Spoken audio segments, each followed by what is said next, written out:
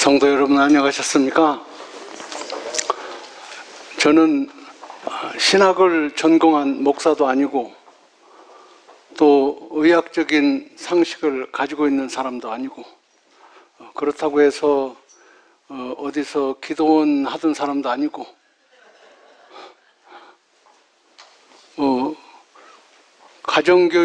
기독교 가정교육을 잘 받은 사람도 아니고 그러다 보니까 저는 아무것도 아니네요. 단지 제가 여기 선 것은 우리 하나님께서 길 가는 저를 붙들어 가지고 전선이 얼마나 급박했는지 훈련도 제대로 안 받은 저를 전선에 바로 투입하셨습니다.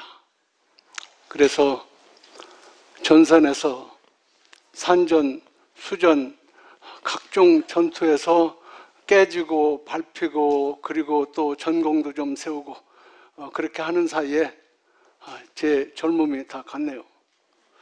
근데 뭐 젊음이 다 간 건 아니고 아직 좀 남아 있습니다. 제가 이 자리에 서서 여러분들께 전할 메시지가 뭐가 있겠습니까? 그래서 무릎을 꿇었습니다.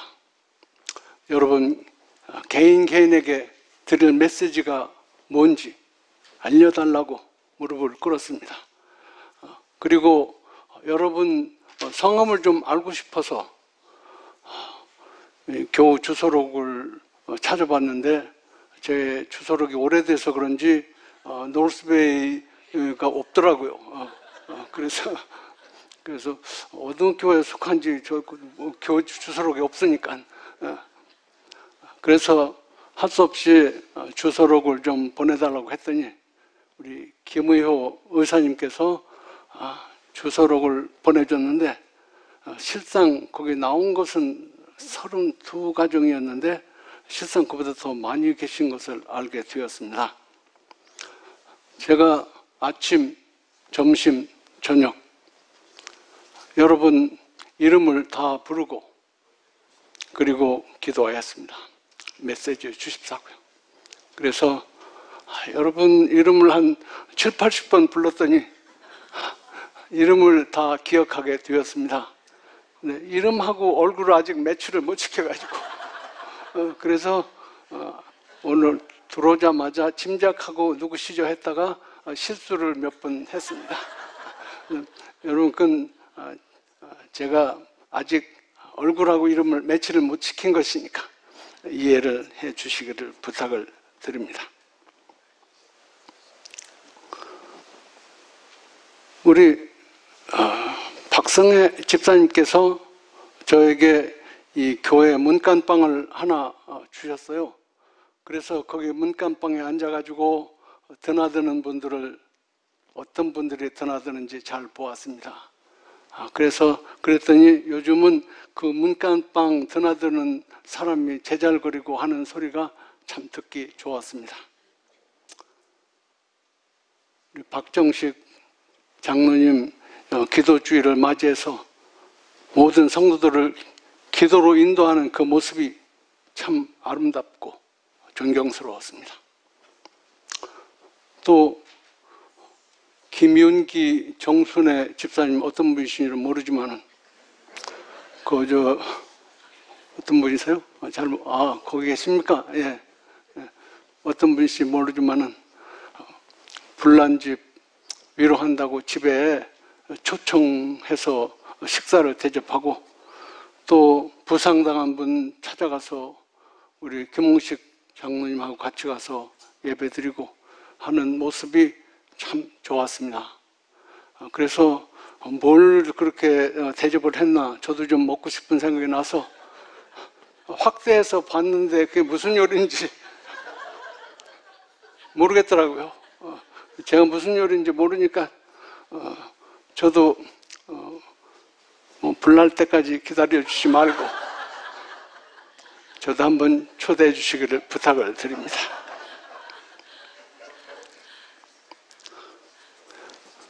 저는 여러분께 특별한 메시지가 없고 그저 이제까지 전선에서 싸웠기 때문에 무슨 메시지가 있겠습니까?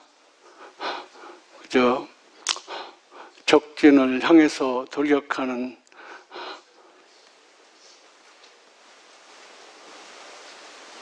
방법, 또 야간 전투 시에 낮은 포복으로 적진 깊숙이 들어가는 방법, 또 적을 생패오는 매복술, 이런 걸로만 제가 평생을 살아왔기 때문에 여러분들께는 드릴 메시지가 없는 것 같습니다. 왜냐하면 요즘은 신앙을 선악간의 대쟁투로 보지 아니하고 하나의 문화적인 차원에서 신앙을 접근한다고 그렇게 생각을 합니다. 그리고 상식적인 차원에서 이 신앙을 바라보는 것입니다. 그런데 신앙은 상식을 벗어나 있는 것입니다. 그리고 신앙은 문화가 아닌 것입니다. 저는 어떤 면에서는 돈키호테 같은 스타일의 사람입니다. 그 상식에 맞질 않죠. 그렇죠? 풍차를 향해서 말 타고 달려가는 그게 뭐 상식에 맞습니까? 저는 그런 기질을 좀 가지고 있어서 교회는 딱 맞습니다. 왜냐하면 교회는 상식이 아닌 것입니다. 상식은 사람들의 생각이에요. 하나님의 생각이 아닌 것입니다. 그래서 여러분 교회에서 여러분 어떤 활동을 할 때 상식적인 차원에서 사건을 바라보지 마시기를 바랍니다. 저는 오랫동안 평생을 선교의 일만 하고 지냈습니다. 그러면서 제 마음 가운데 부끄러운 한 부분이 있었는데, 그것은 우물한 개구리같이 여기서 큰소리만 하지 말고 직접 장로교에 가서 큰소리 한번 해봐라. 그것도 그렇게 하지도 못하면서 공연히 우물한 개구리같이 여기서 큰소리 하느냐, 이런 것이 제 마음 가운데 늘 걸렸습니다. 그래서 큰 맘 먹고 제가 장로교회로 뛰어들었습니다. 왕따 많이 당했습니다. 제가 앉아 있는데도 아무도 제 옆에 앉으려는 사람이 없었습니다. 그래서 일부러 어떤 분 옆에 가서 앉으면 그분이 또 딴 사람하고 인사하는 것 같이 하면서 야 오래간만이다 하고서는 슬그머니 옮겨버리고 오랫동안 그랬습니다. 그래도 꾸준히 나가면서 온갖 굳은 일은 제가 다 맡아서 했습니다. 아픈 사람 찾아가고, 그리고 집에 가서 뭐 잔디 깎을 일 있으면 잔디도 깎아주고, 모든 굳은 일을 다 했더니 그 다음부터는 제 옆에 좀 앉는 사람이 생겼습니다. 그리고 저를 좋아하게 되었습니다. 저는 특별히 아이들을 움직이는 데는 뭐 간단하겠습니다. 아이들 몰고 디즈니랜드, 나스베리 팜, 매직 마운틴 데려가면 줄줄 따라다녀요. 그건 성경 가르칠 필요도 없는 것입니다. 그래서 제 큰 밴에다가 아이들 데리고 어떤 때는 매직 마운틴 좀 세일할 때 한 20장, 30장 사가지고 가서 너희 친구들 데려와. 그러면 친구들 우르르 데려와서 6개월 만에 아이들 수가 5, 60명으로 불어나서 교회에서 그것을 인정을 하고 저를 그 아이들을 가리키도록 해서 저는 따로 일요일 날 그 아이들을 데리고 예배를 드렸습니다. 그리고 한 달에 한 번 합동 예배 때 제가 설교를 하게 되었는데, 제가 장로교회에서 한 달에 한 번 설교를 했습니다. 장로교회에서 안식일 설교도 한번 했습니다. 뒤에는 다른 설교는 다 좋은데 안식일 설교를 하지 말라고 제가 워닝을 받기는 했습니다. 그리고 거기서 4년 반 동안 장로가 되었습니다. 제가 안식일교회 장로뿐만 아니라 장로교 장로도 되었습니다. 잘 나갔는데 좀 어려운 일이 생겼습니다. 장로교 신학박사 되시면서 또 교회 섬기시다가 은퇴하신 분이 원로 목사님으로 추대돼서 오셨는데, 그분이 처음에는 제가 이삿짐도 날라주고 그래서 참 좋아하시더니 어느 합동 예배 때 순서지가 제 이름으로 올라가 있었는데 그 순서지를 가지고 집에 갔던 모양이에요. 그랬더니 그 목사님 집에 어떤 분이 와서 그 순서지를 보더니 이 조용정이 이 사람은 골수 안식교인인데 어떻게 골수 안식교인이 여기 와서 단에 설 수가 있냐? 그래서 문제가 크게 생겼습니다. 그래서 그 원로 목사님이 담임 목사를 불러서 이 사람을 내보내라. 이 조용정 이 사람은 골수 안식교인인데 어떻게 단에 세울 수 있느냐? 그랬더니 그 목사님이 글쎄 무슨 구실이 있어야 내보내죠. 다 구준열 다 맡아서 하고 다 교인들이 다 좋아하는데 무슨 트집거리가 부실이 있어야 내보내죠. 지금은 그렇지 하더라도 이제 잠시 있으면은 마술을 드러내게 될 테니까 그 전에 내보내라. 그래도 그렇게 하기 어렵습니다. 그랬더니 양자택일을 하도록 하였습니다. 교회에서 나를 택하든지 조장로를 택하든지 둘 중에 하나를 택해라. 조장로를 못 내보내면 내가 나가겠다. 담임 목사님이 혼자 결정할 수 없어서 교인 전체 투표에 붙였습니다. 둘 중에 하나를 택하도록. 제가 이래봬도 장로교 신학박사를 물리친 사람입니다. 네. 우리 사람의 마음을 잡는 것은 이론이 아닌 것입니다. 피부로 닿아야 되는 거예요.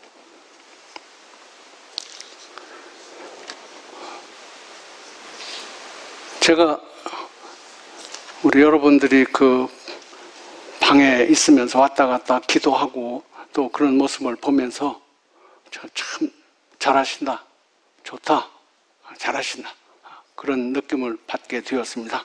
그래서 제가 이번 갈 때 무슨 좋은 선물을 갖다 드리고 싶었는데 제가 뭐 갖다 드릴 선물이 마땅치 않아서 못 가져갔습니다. 그러나 마음은 여러분들 한 사람 한 분에게 좋은 선물 제가 가지고 있으면 다 갖다 드리고 싶은 마음으로 이곳에 왔습니다.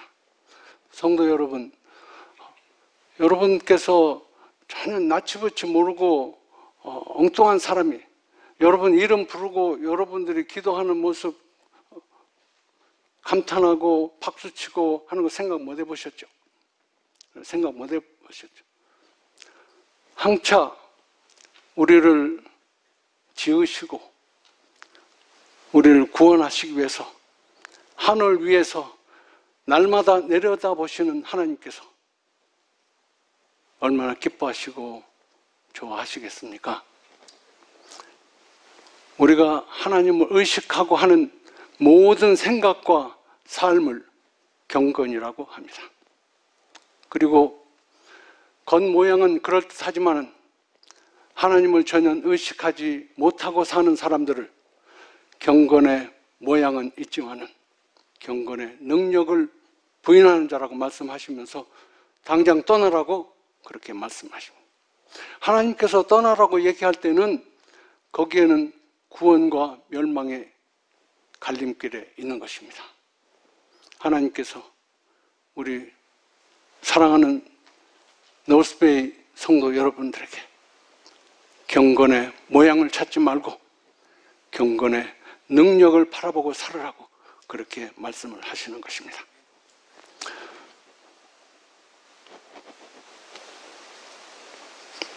제가 교회 다니면서 그 설교 많이 들었는데 수천 번 들었을 거예요. 여러분들도 수천 번 들었죠? 기억하시는 설교가 몇 개 있습니까? 되게 다 까먹었죠? 네, 다 까먹었어요. 네, 설교 많이 들었지만 다 까먹었고 저도 다 까먹었고 하나 제가 제일 듣기 싫어하는 설교가 하나 있었는데 그것은 오병이어의 기적 그 설교입니다. 그건 제가 목사님들이 왜 그 설교를 자꾸 하시는지 저는 그 설교만 들으면은 교회 나오고 싶은 생각이 정내미가 뚝 떨어졌어요. 자, 설교 오병이어라는 그 설교 내용이 간단하지 않습니까? 예수님을 따르는 5천 명 이상이 되는 그 군중들에게 해는 뉘엿뉘엿하고 먹을 것도 없고 출출한데 예수님께서 어린아이가 가지고 온 보리떡 5덩 물고기 2를 가지고 5천 명을 먹이셨다는 그런 얘기입니다. 저는 그 얘기를 들으면서 왜 하나님이 좀 점스러워 보였습니다. 왜 하필이면 보리떡을 주셨을까? 예? 저는 선교하면서 저와 함께 일하는 사람을 조직을 합니다. 그래서 제가 움직일 때는 부대가 움직입니다. 제가 회장이면은 부회장도 나이 들은 남자 부회장, 노인 여자 부회장, 젊은 남자 부회장, 젊은 여자 부회장, 서기는 뭐 교회 직원이니까 제가 뽑을 형편은 못 되고, 부석이, 남자 부석이, 여자 부석이, 그리고 여러 소그룹을 만들어서 하다못해 장기 바둑 위원장, 골프 위원장, 뭐 감투는 제가 주는 거니까. 감투는 제가 주는 거니까. 그래서 제가 한번 움직일 때는 회의 소집할 때는 한 50여 명이 이렇게 줄줄 따라다녀요. 그래야 교회를 하는 거지. 어떻게 합니까? 혼자 무슨 재간으로 교회를 합니까? 그럼 그렇게 여러 사람이 따라오면은 제가 그냥 돌려보낼 수 없지 않습니까? 그래서 제가 돈이 없기 때문에 어떤 때 딸로부터 돈이 좀 오고 그러면 그것을 모았다가 제가 그때 어디에다 쓰냐면은 그래서 저를 따르는 우리 팀 크게 잘 쏩니다. 식당에 가서 너희들 뭐든지 원하는 대로 다 나 돈 있다고 뭐든지 다 시켜. 그리고 화끈하게 잘 합니다. 먹고 싶은 거 다 먹으라고 그래요. 갈비도 시키려면 시키고 나 돈 있으니까 그렇게 다 시킵니다. 그런데 우리 하나님께 예수님께서는 그분이 축사만 하면 그냥 나오는 거 아닙니까? 그런데 보리떡 왜 보리떡입니까? 제 생각에는 보리떡 대신에 찹쌀떡을 만들고 그리고 제가 좋아하는 파시르떡 이런 거 그리고 앞뒤로 깨 탁 입힌 그 찰떡 얼마나 맛있습니까? 그런 거 시키면 사람들이 좋았을 텐데 하필이면 보리떡입니까? 그리고 물고기 2마리라고 했지만은 아이들과 가져온 물고기가 무슨 연어 대구 이런 거겠습니까? 잘해야 피라미 붕어 튀김일 거예요. 피라미 붕어 튀김 예수님이 바다에 가서 잡아올 일도 없고 축사만 하시면 될 거 아닙니까? 광어회 막 나가고 그리고 대구 민어 매운탕 나오면 그래서 으슬으슬하고 추운데 얼큰하게 그거 먹고 충성 이럴 거 아닙니까? 그렇게 이 귀신 가운데도 제일 핫발이 귀신이 도깨비거든요. 근데 도깨비도 자기를 섬기는 사람들을 위해서 도깨비 방맹이가 있어가지고 금 나와라 뚝딱 은 나와라 뚝딱 한다는데 항차 이 우주의 주인이신 하나님께서 보리떡이 뭡니까? 그리고 피라미 붕어튀김이 뭡니까? 예수 따라다가는 보리떡이나 실컷 먹고 방울 아끼고 다니고 정내미가 뚝 떨어졌어요.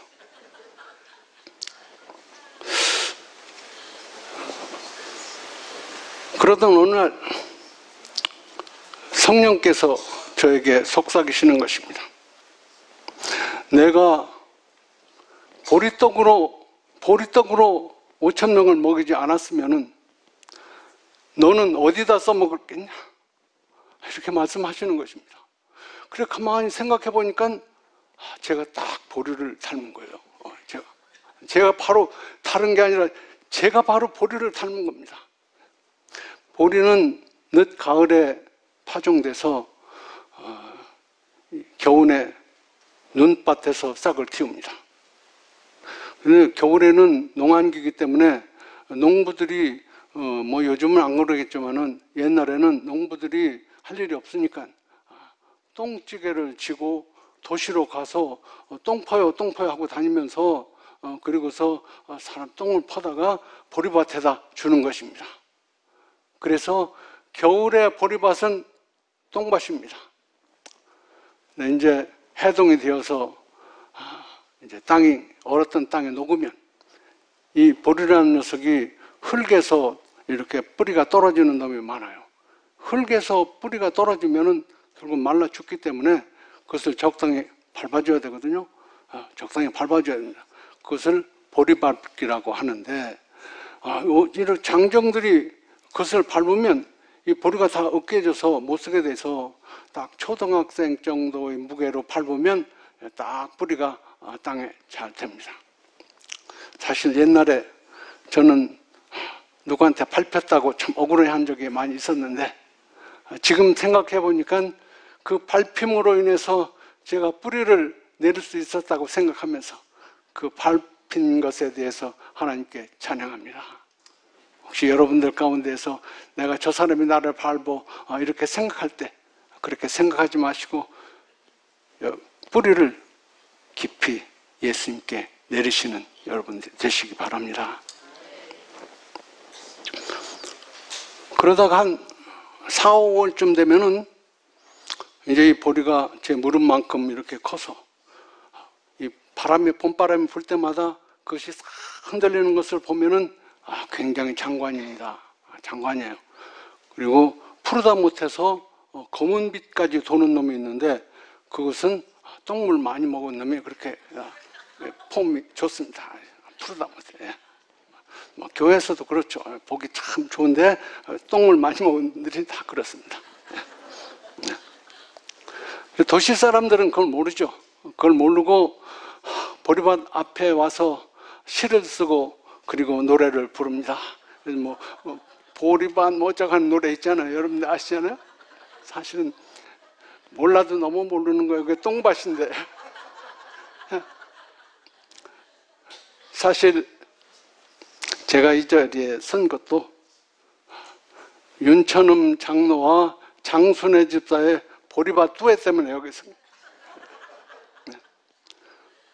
그분들이 후각이 안 좋은지 거기 똥냄새를 못 맡고 그냥 노래는 잘하셨던 모양이에요.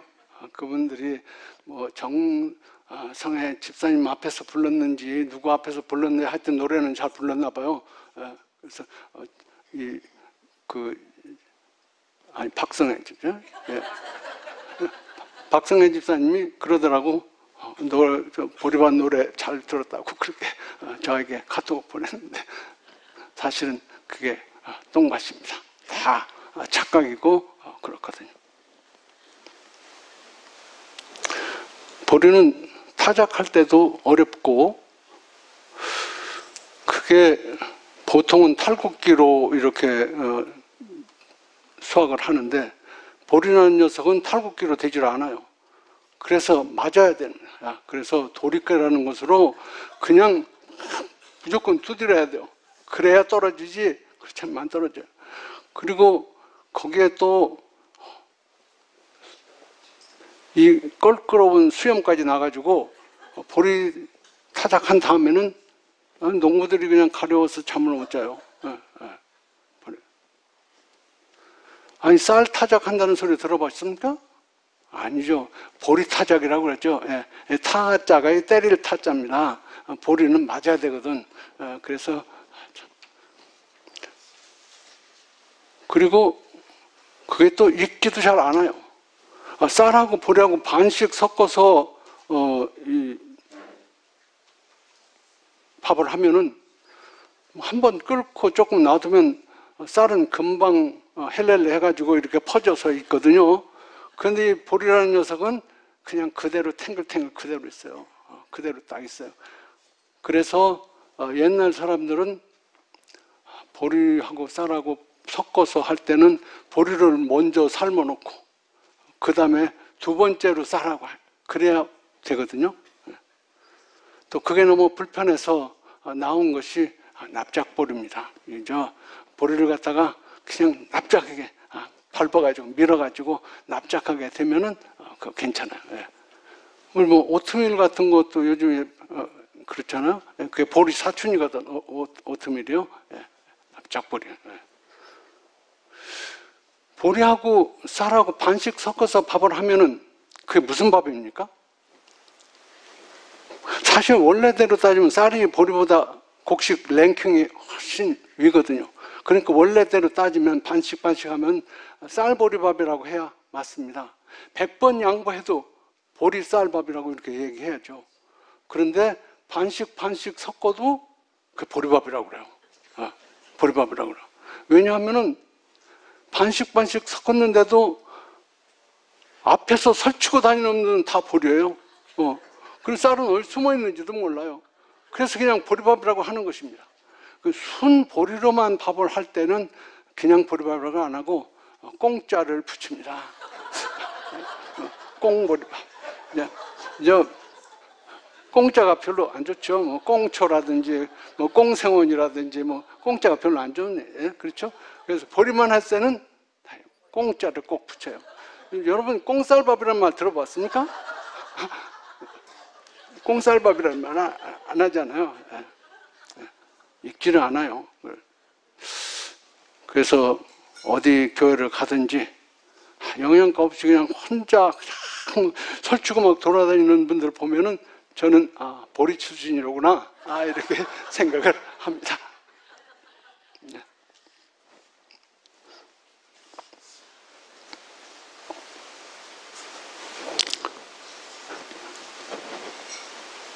근데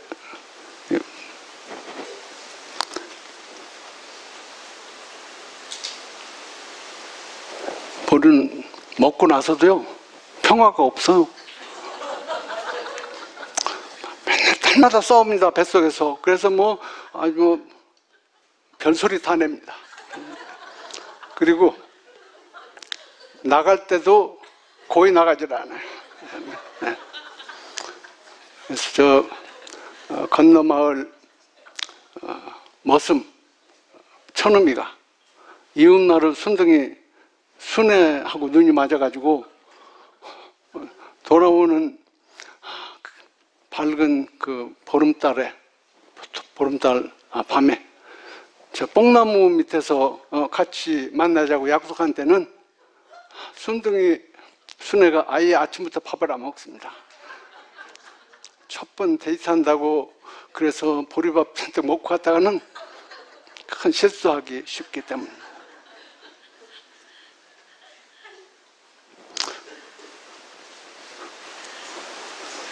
우리 하나님께서 똥밭 출신인 저를 수없이 밟고 때리고 해야만 되는 저를, 성령의 바람에도 끄떡도 안 나던 저를 익히시고 보리떡을 만드셔서 5,000명을 먹이는 위대한 기적의 역사의 한 부분을 담당하시게 하신 하나님을 찬양합니다.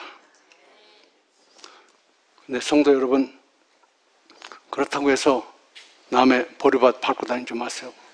예. 남의 보리밭 밟으면 안 됩니다. 예. 특별히 우리 하늘 농부이신 그 농부의 보리밭 밟고 다녔다가는 큰일 납니다. 큰일 나요. 예. 보통 우리 하나님께서는 인자하시고 너그러우시고 노하기를 더디하시는 분이시지만 그분의 보리밭 밟은 사람에게는 이 독사의 자식들아 이렇게 막 나가시는 거예요. 예. 독사. 우리 눈에는 하찮게 보일지라도 그것이 하나님의 파신 것을 기억하시기 바랍니다. 하나님 보리밭 밟고 다니지 마세요. 제가 시골에 살 때 저희 집에서 한 2km쯤 떨어진 곳에 저희 보리밭이 있었습니다. 낮에는 학교 다니니까 주중에는 못 가보고 주말이면은 거기 가서 어머니를 도와서 보리밭에서 일을 하였습니다. 그런데 어느 날 보리밭에 가봤더니 길이 버젓이 있는데도 불구하고 길 가운데로 길을 내놨어요. 길이 있는데도 보리밭 가운데로 길을 내놨어요. 그래서 속이 상했습니다. 그래서 소시랑을 갖고 와서 다 파고 그리고 거기에 밟힌 보리를 다 세워놓고 이제는 안 밟겠지. 그리고 그 다음 주에 또 갔더니 또 길을 내놨어요. 또 길을 내놨어요. 어떤 이런 그 다음에는 제가 옛날에는 잘 쓰던 단어가 있었는데 오래 안 쓰니까 잊어버렸어요. 어쨌든 좋은 소리는 아니고 하여튼 그래 집에 갔다가 이번에는 말뚝을 가지고 와서 양쪽에 말뚝을 치고 새끼줄을 거기다가 매놨습니다. 못 들어가게. 뭐 이 정도면 되면 뭐 때문에 말뚝 쳐놓고 새끼줄까지 맸는데 그거 뭐하러 들어가서 밟겠습니까? 그랬더니 그 다음 주에 갔더니 또 밟아놨어요. 이런 자꾸 나오려고 그러네 말이. 이번에는 이제 생각하다가 말뚝을 받고 새끼줄을 친 다음에 집에서 노트 한 장을 찢어서 거기다가 이렇게 매직펜으로 이렇게 썼습니다. 이곳을 지나가는 놈은 개새끼. 그렇게 써서 딱 해놨어요. 그리고 보니까 설마 또 지나가겠어. 다 그렇게 막아놓고 이곳을 지나가는 놈은 개새끼라고까지 했는데 누가 거기 지나가겠습니까? 그래 그 다음 주에 또 와봤더니 또 길을 내놨어요. 내가 써놓은 글씨를 못 봤나 어떻게 했나 그랬더니 제가 써놓은 글씨 밑에 뭔가를 써놨어요. 누가. 그래서 미안하다고 하는 쏘리 뭐 이런 걸 써놨나 하고 봤더니 그게 아니고 이곳을 지나가는 놈은 개새끼 그렇게 써놓은 그 밑에다가 똥개 워리 아들 씀 이렇게 그래 이게 무슨 말인지 제가 해석하기 위해서 한참 머리를 써서 똥개 워리 아들 씀 근데 내가 썼는데 내가 썼으면 내가 그러니까 똥개 워리 아들이란 말이야. 우리 아버지가 똥개 워리는 너무너무 제가 화가 났어. 다시 그것을 막을 마음이 없었습니다. 그래서 씩씩거리면서 집으로 돌아왔어요. 집에 돌아와서 밤이 되어서 잠을 자려고 누웠어도 너무 화가 나서 잠이 안 오는 거예요. 잠이 안 오는 거예요. 밤 12시 넘었습니다. 그때 제 머릿속에 아주 기가 막힌 아이디어가 하나 탁 떠올랐어요. 내가 왜 진짜 그런 생각을 못했던가. 저는 달 밝은 밤에 삽을 들고 그리고 그 보리밭으로 갔습니다. 그리고 그 보리밭 가운데에다가 깊은 구덩이를 팠습니다. 그리고 썩은 나무 틈을 그걸 탁 덮고 호박잎으로 그걸 탁 덮은 다음에 흙으로 싹 덮어놨어요. 벌써 감쪽같이 길하고 똑같은 겁니다. 어떤 녀석이든지 여기 지나가다가 빠져가지고 다리 몽둥이나 치근 부러져라. 그렇게 하고서 집에 와서 잠을 청하는데 잠이 안 오는 거예요. 이거는 화가 나서 잠이 오는 게 아니라 누가 빠져가지고 아이고 나다리야 내 발 부러졌네 이렇게 하고 엉금엉금 길새를 하니까 너무너무 좋아서 잠이 안 오는 거예요. 그런데 그 구덩이로 인해서 전혀 얼토당토하는 사건이 큰 사건이 하나 벌어졌는데 오늘 시간이 다 됐으니까 거기까지 해야 돼. 제가 옛날에 목회로 나가고 싶은 열망이 좀 있어서 제 두 아이 이제 가졌을 때 제 아내에게 그렇게 얘기했습니다. 나 목사가 되고 싶은데 목회로 나가고 싶은데 나 학교 가도 되겠어? 그랬더니 난 못해. 애 둘을 어떻게 나 혼자 키울 수도 없고 당신같이 날마다 교회 가서 사는 사람 사모 난 못해. 그래서 제가 포기를 했습니다. 그렇지만은 제가 이 초신자들만 이렇게 데리고 다녔기 때문에 목사님 그 설교에 대해서 관심이 많습니다. 저는 제가 설교에 감동을 받는 것은 목사님 설교 때문이 아니고 그 초신자들이 좋아하면은 저도 감동을 받고 초신자들이 싫어하면은 저도 감동을 못 받습니다. 그래서 이 설교를 어떻게 하면은 초신자들이 좋아하는 설교를 할 수 있을까? 설교 듣고 다음에 꼭 듣고 싶어 또 나올 수 있는 설교 할 수 있을까? 궁리하다가 연속극식 설교.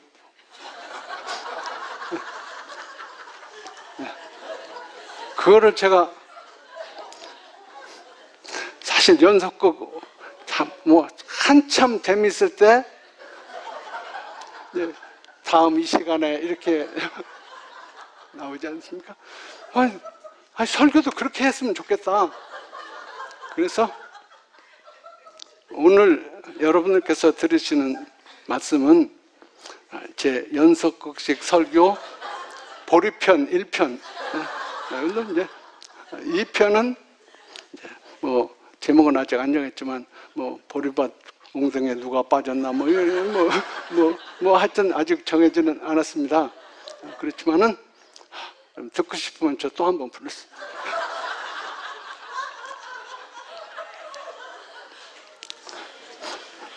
성도 여러분, 신앙은 상식이 아닌 것입니다. 상식은 사람들의 생각입니다. 그러나 우리 모두는 신앙을 상식적인 면에서 접근합니다. 상식을 뛰어넘는 것입니다. 상식적으로 생각하면 일요일 교회 목사에게 전도하기 어렵지 않습니까? 일요일 교회 사모한테 전도할 수 있습니까? 이래 빼고 저래 빼고 상식적으로 생각하면 전도할 사람 하나도 없고 그냥 여기저기 갈 데 없고 아픈 분들 몇 개 없어요. 하나님의 능력을 믿으시는 여러분 되시길 바랍니다. 신앙은 상식을 벗어나는 것입니다. 하나님께서 함께 하실 것을 믿습니다. 저는 이 노스힐 교회가 어떤 교회인지 알기 위해서 제가 아는 모든 정보망을 통해서 물어봤어요. 긍정적으로 생각하는 분도 계시고 부정적으로 생각하는 분도 계셨습니다. 그러나 중요한 것은 그것이 중요한 것이 아니라 이 교회가 하나님께 무릎을 꿇는 것이 먼저야 된다는 것입니다. 어떠한 지도체계도 아무리 훌륭한 지도체계도 하나님께 무릎 꿇지 않는 지도체계는 없습니다.